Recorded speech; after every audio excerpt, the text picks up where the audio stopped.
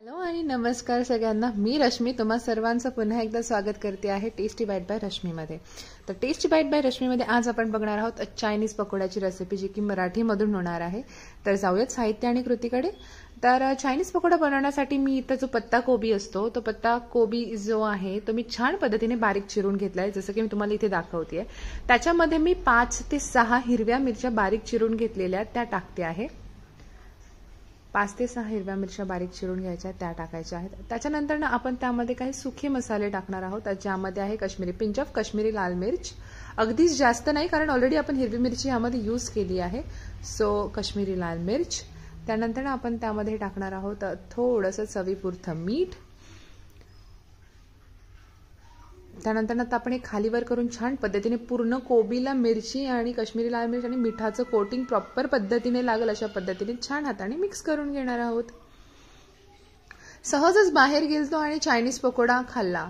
So विचार केला आपण घरी का नाही बनवू शकत, म्हणून घरी येऊन ट्राय केला. सोबत करणारच होते तर म्हटलं तुम्हा सर्वांसोबत पण शेअर करावं. सो नक्की ट्राय करून बघा. खूप सोपी रेसिपी आहे. बाहेर गेलं की तोंडाला असं पाणी सुटून जातं ते बघितल्यानंतर. तर घरी ट्राय करून बघा, घरी सोप्या पद्धतीने होऊन जाते. आता तुम्ही म्हणाल हे मी आता काय टाकलं, हे आता मी जे टाकलं ते आहे अजिनोमोटो. चायनीज फूड आहे, सो अजिनोमोटो थोडं चवीसाठी टाकणं गरजेचं आहे. सो मी थोडं हाताने मिक्स केल्यानंतर त्यामध्ये टाकलं आहे अजिनोमोटो. अजिनोमोटो टाकल्यानंतर मी यामध्ये टाकते आहे कलर, रेड कलर टाकते आहे. सो तोही टाकायचा. त्यानंतर पुन्हा एकदा छान पद्धतीने हाताने मिक्स करून घेतल्यानंतर आता ह्या स्टेजला मी टाकते आहे थोडीशी आलं लसणाची पेस्ट. माझ्याकडे आयती आलं लसणाची पेस्ट होती, तुम्ही करून टाकलीत तरी चालेल. आयती आलं लसणाची पेस्ट होती ती मी 1 चमचा आलं लसणाची पेस्ट ह्याच्यामध्ये टाकली आहे. आणि आता मी त्याच्यामध्ये आता आपल्याला कोटिंगसाठी मैदा आणि कुरकुरीत होण्यासाठी कॉर्नफ्लॉवर लागणार आहे. तर कोटिंगसाठी 3 चमचे मैदा आणि 2 चमचे कॉर्नफ्लॉवर मी यूज केला आहे. सो मी इथे 3 चमचे मैदा टाकलेला आहे. त्यानंतर आता मी 2 चमचे कॉर्नफ्लॉवर टाकते. कॉर्नफ्लॉवरनी ते जे भजी आहेत, ते जे पकोडे आहेत, ते छान पद्धतीने कुरकुरीत होतात. सो येस, मी 3 चमचे मैदा आणि 2 चमचे कॉर्नफ्लॉवर टाकून पुन्हा एकदा हाताने छान पद्धतीने हे सर्व कोटिंग मिक्स करून घेतेय.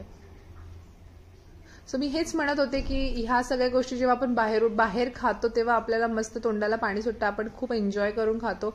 हेच आपण घरीही छान पद्धतीने सोप्या पद्धतीने बनवू शकतो. नक्की घरी ट्राय करून बघा चायनीज पकोड्याची रेसिपी. आणि छान पद्धतीने शेजवान चटणी, टोमॅटो सॉस सोबत आपण हे खाऊ शकतो. लहान मुलांनाही खूप जास्त आवडेल जेव्हा आपण अशा पद्धतीच्या रेसिपीज केल्या तर. सो मी छान पद्धतीने हाताने मिक्स करून घेते.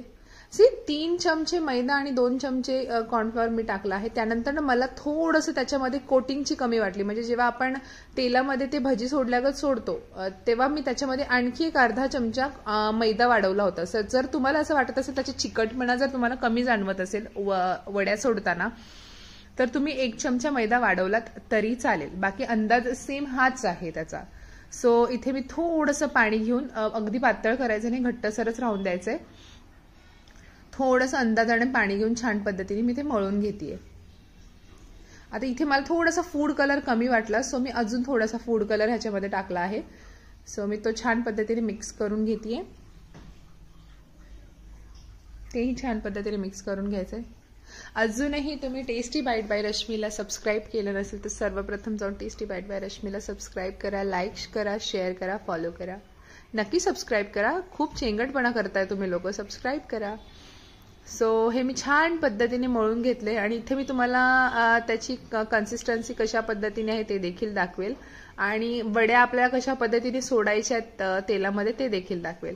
आता हे मी जेव्हा मळून घेतले, आता मी इथे तुम्हाला दाखवते की अशा पद्धतीने आपल्याला जसं आपण नॉर्मली भजी वगैरे सोडतो त्याच पद्धतीने आपल्याला ते तेलामध्ये सोडायच्यात.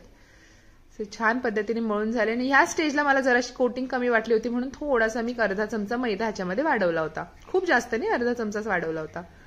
सो मी हाताचं सर्व जे चिकटलेलं त्याचं बॅटर होतं ते काढून घेतलंय छान पद्धतीने.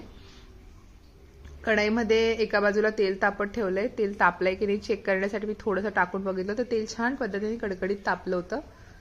आता तेल तापल्यानंतर आपण जसं मी तुम्हाला सांगितलं तशा पद्धतीने आपल्याला त्याच्यामध्ये आपले चायनीज पकोडे सोडायचे आणि छान पद्धतीने तळसून घ्यायचे. जसं की तुम्ही बघता ते छान पद्धतीने लाल आणि अगदीच सांगेल तर मध्यम आचेवर आपल्याला हे सर्व तळायचे. आतमध्येही छान पद्धतीने शिजले पाहिजे आणि बाहेरूनही छान पद्धतीने क्रंची झाले पाहिजे. सो मी छान पद्धतीने तळून घेतेय. येस, तर रेडी आहे आपला चायनीज पकोडा.